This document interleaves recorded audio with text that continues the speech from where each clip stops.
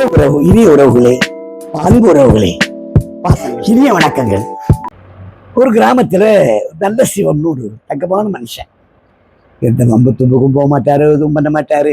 ஒரு ஒரு 4 ஏக்கரா தலைவரோட நிலம் இருந்தது. அதை எடுத்து விவசாயம் பண்ணிட்டு இருக்காங்க. வர்ற காசு போதும், இந்த குடும்பத்துக்கு போதும். சொந்த வீடு இருக்கு, வர்ற காசு போதும்.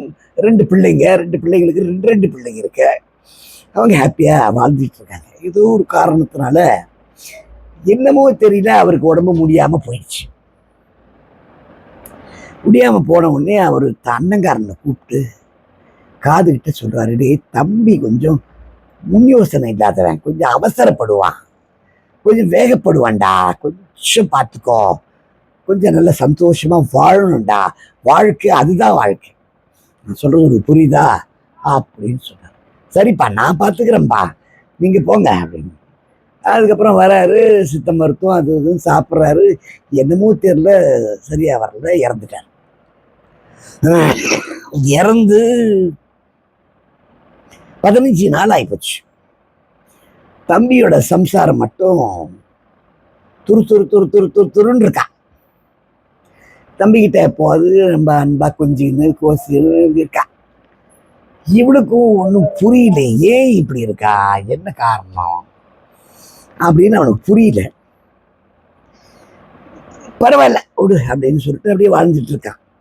அண்ணனும் நான் அவ்வளவு அருமையான ஒரு ஆள். காலம் போயிட்டே இருக்குது. அவங்க அப்பாவோட டெத்து முடிஞ்சு ஏறக்குறைய 1 மாசம் ஆகிப்போச்சு. அவன் பொண்டாட்டி மட்டும், தம்பியோட பொண்டாட்டி உயிரை வாங்கிட்டு இருக்கான். அவனை, ஏய் என்னையா மனுஷனி, 2 பொம்பளை புள்ள வச்சிருக்கோம், நம்ம தலையெடுக்க வேணாமா, அப்படியே இருக்க வேண்டியமா, கடைசி வரைக்கும் இப்படியே வாழ போறியா நீ அப்படின்னு சத்தம் போடுறான். அவன், நான் என்னடி பண்ண சொல்ற, விவசாயம் பண்றோம், அண்ணனும் தங்கமான ஆள்றி, நீ ஏன் இப்படி, அண்ணன் தங்கமானதா, போயா கோவம் வரப்போகுது. கடைசி காலத்துல உங்க அப்பா உங்க அண்ணன் கிட்ட காதுல ஏதோ சொன்னாரு. நான் அதை ஒட்டு கேட்டேன், சரியா விழல. என் கணக்கு சரியா இருந்தா ஏதோ புதையல் ஏதோ உங்க வீட்டு தோட்டத்துல வச்சிருக்காரு, அதை எடுத்து 2 பேரும் பாதி பாதி எடுத்துங்கடான்னு சொல்லியிருக்காரு. ஆனா உங்க அண்ணன் ஜமகண்டன் இது வரைக்கும் அவுத்து கொடுக்குறான் பாரு, கொஞ்சம் யோசனை பண்ணிப்பாரு. அப்படிலாம் பேசாதரி, தப்புடி, ஒண்ணு நல்லா புரிஞ்சுக்கோ. உன்னுடைய 2 குழந்தைகள் மாதிரி தான் அவருடைய 2 குழந்தைகளையும் பார்த்துக்கிறார், படிக்க வைக்கிறார். நீ நல்லா இருக்கணுன்றதுக்காக உனக்கு சீலை எடுத்து கொடுக்கும்போது அவங்களுக்கும் சீலை எடுத்து கொடுக்குறாரு. எந்த விதமான பாகுபாடும் இல்லை. எங்க அப்பா காதுல சொன்னது என்னன்னா, டேய் வயசான காலத்துல நான் ஒருவேளை இறந்துட்டேன்னா உங்க அண்ணன் கொஞ்சம் துரு துருன்னு இருப்பான்டா, கொஞ்சம் கொஞ்சம் ஷார்ட் டெம்பர். ஆமா, அவன் பொண்டாட்டியும் அதுக்கு மேலதான் வச்சுக்கோயேன். அதனால நான் என்ன சொல்றேன்னா, கொஞ்சம் உஷாரா அவனை கொஞ்சம் மனநோவாம வச்சுக்கோ. நான் எப்படி வச்சிருந்தனோ அது மாதிரி நீ வச்சுக்கோ. அம்மாவும் இல்லை, அப்பாவும் போயிட்டாரு. ஒரு நாள் எனக்குரிய 1 மாசம் 1.5 மாசம் ஆயிடுச்சு. அண்ணா உங்ககிட்ட கொஞ்சம் பேசணும்ண்ணா. பேசுறா, என்னடா பேச போற? கதவுக்கு பின்னாடி அவனுடைய தம்பியோட சம்சாரம் நிற்கிறான். அண்ணா சாகறதுக்கு முன்னாடி அப்பா உன் காதுல ஏதோ சொன்னார். என் கணக்கு சரியா இருந்தா அப்பாவோட புதையல் தோட்டத்துல போச்சிருக்கு, அதை எடுத்தா ஆளுக்கு பாதி எடுத்துக்கலாம்ண்ணா, நீயும் நல்லா இருப்பேன் நானும் நல்லா இருப்பேன் அப்படின்னு. டேய் அப்படிலாம் புதையல்லாம் கிடையாது அப்பா கிட்ட. அப்பா வாழ்ந்தது உனக்கு தெரியல, அவர் அடிச்சு பிடிச்செல்லாம் வாழ்ந்தது கிடையாதுடா, அவர் நியாயமா வாழ்ந்து வர்றா. என்னமோ போன, ஆனா ஒண்ணு, பணம் தோட்டத்துல போச்சிருக்கு, அது மட்டும் எனக்கு புரியுது. இது என் சம்சாரம் சொல்லி நான் கேட்கிறேன்னு நினைக்காத, நானா யோசனை பண்ணி கேட்கிறேன் அப்படின்னு. எனக்கு புரிஞ்சு போச்சு. சரி ஓகே அப்படின்னு சொல்லிட்டு அதுக்கப்புறம் அன்னைக்கு சாயந்தரம் கோவிந்தராஜ்னு அந்த ஊர்ல தலைவர், அவரை பார்த்து இந்த மாதிரி விஷயத்த சொன்னான். இந்த மாதிரி இவன் கேட்குறான், அந்த மாதிரி ஒன்றும் சொல்லலை எங்க அப்பா, புதையல் வச்சு வைக்கிறதாவும் அதை எடுத்து பாதி பாதி எடுத்துங்கன்னா சொல்லவே இல்லை. அவன் கொஞ்சம் ஸ்பீடா இருக்கிறவன், கொஞ்சம் ஷார்ட் டெம்பர்ரா, பார்த்துக்கோ, நான் இருக்கிற மாதிரி அவனை பார்த்துக்கோ அப்படின்னு சொல்லிட்டு போனாரு. இவன் என்னடானா புதையல் இருக்கு, நீ எடுத்து கொடுக்க மாட்டேன்னு சொல்லிட்டு என்கிட்ட கரெக்டாக பண்ணுறான். சரி என்ன பண்ண போற இப்போ? ஒன்று சொல்கிறீங்களா, பணம் காசு இதனால எங்களோட உறவு கெட்டு போயிடக்கூடாதுண்ணா. என்னுடைய மனைவியோட நகைகள் இருக்கு, நான் கொண்டு தரேன், எனக்கு பணம் கொஞ்சம் கொடுங்க, நான் பொத்திச்சிடுறேன். இதுதான் புதையல், அவனை எடுத்து கொடுத்துட்றான். அப்படி அப்போ உனக்கு அதில் ஏதாவது அவன் கொடுத்தான்னா வாங்கிக்கிறேன்னா? என்னடா இது நியாயமே இல்லையடா இது. நியாயம் இருக்கு, நியாயம் இல்லை. மகிழ்ச்சியா வாழணுமா இல்லையாடா? மகிழ்ச்சியா வாழ்றதுக்கு இது ஒரு தடையா இருக்கக்கூடாது அப்படிங்கிறது என்னோட ஆசை. அவனு சரிடா கொண்டடா நகைன்னு சொல்லிட்டு அவன் ஒய்ஃபோட நகையெல்லாம் வட்டாந்து வச்சு நான் இப்போ பணம் கொடுக்குறாரு. அதை கொண்டு போய் கிணத்துக்கு அடியில் கிணத்துக்கு சைடில் போச்சிட்றான். அப்புறம் தம்பியை கூப்பிட்றான். அந்த மாதிரி ஆமாண்டா நீ சொல்கிறது உண்மைதான்டா, அப்பா வந்து சாவர நேரத்தில் புதையல் இருக்குன்னு சொன்னார், கிணத்தாண்ட தான் இருக்குன்னு சொல்லியிருக்காரா, பார்க்கலாம் வாடான்னு சொல்லிட்டு கொண்டு போய் போனால் அது புதையல் இருக்கு. அது நீ எடுத்துக்கடா அண்ணா. இல்லைடா நீ கொஞ்சம் எடுத்துக்க, நான் அண்ணனுக்கு கொஞ்சம் கொடுத்துட்டு அவன் எடுத்துக்கிட்டு போயிடறான். எடுத்துக்கிட்டு போயிட்டு ஹாப்பியாக அவன் ஒய்ஃப் ரொம்ப மகிழ்ச்சி ஆகிட்டான். அவன் குழந்தைகளெல்லாம் ரொம்ப மகிழ்ச்சி. அன்னைக்கு ஆனால் என்னமோ தெரியல, தம்பிக்காரனுக்கு மனசே சரியில்லை.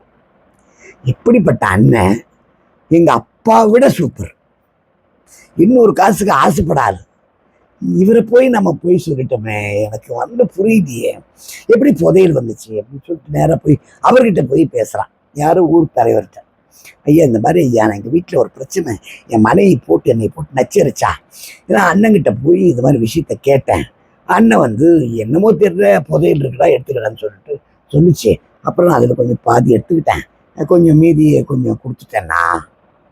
டே மக்கு, அப்படி ஒரு புதையிலே அவர் வைக்கலடா, குடும்பம் கலைஞ்சிடக்கூடாதுன்றதுக்காக உங்க அண்ணன் செஞ்ச காரியம் அது. என்ன அழகான குடும்பம்டா அது, மனைவி கொஞ்சம் அவசரப்படுறா, நீ அதுக்கு மேல இருக்கிற.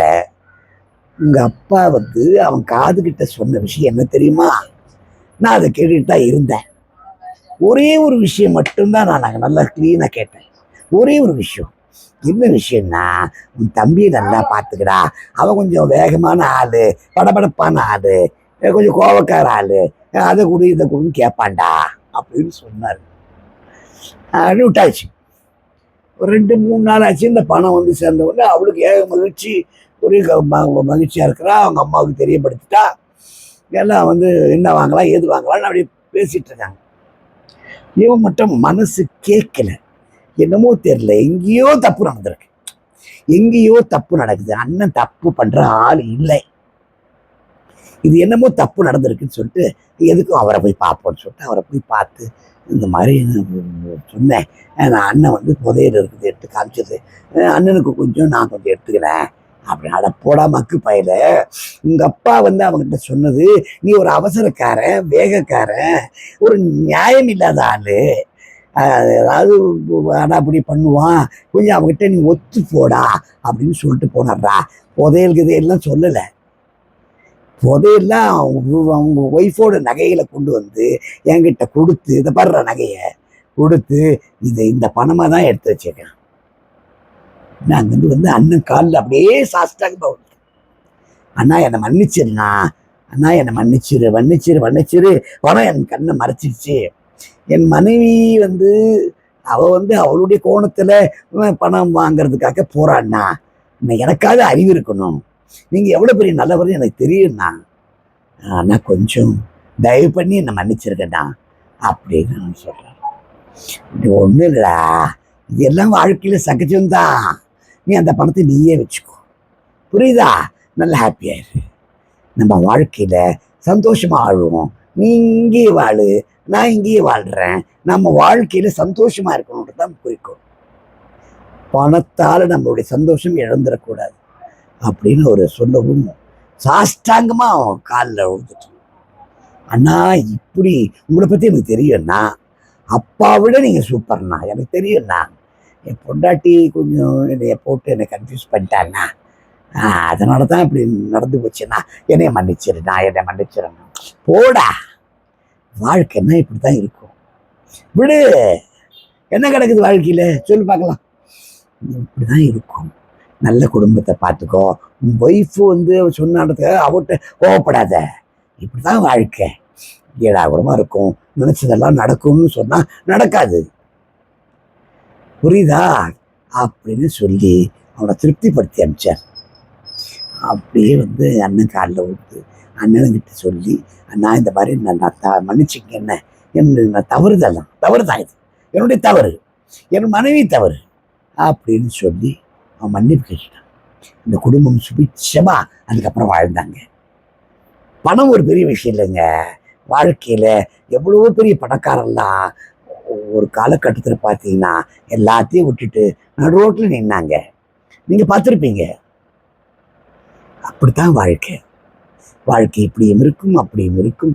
நாம வாழ்க்கையில நம்முடைய எண்ணங்களும் நம்முடைய சிந்தனைகளும் நேர்முகமாக இருந்தால் வெற்றி நமது. வாழ்த்துக்கள்.